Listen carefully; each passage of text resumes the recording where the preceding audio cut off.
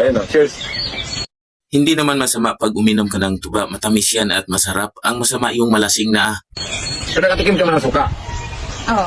Iba yung suka, iba yung tuba. Ang suka, tinikman lang yung konti at yung tuba, inumin isang baso yan. Malasing ka yan.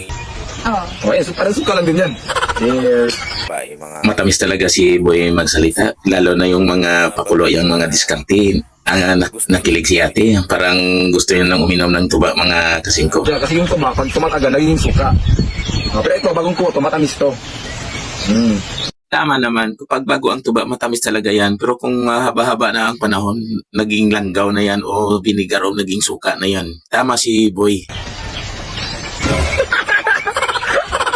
Bakit? Ito yung nasa? Ano yung nasa? Para siyang expired na suka. Pag matikman mo ang tuba, wala kang panggambang sakit pero malapit ka naman sa igit.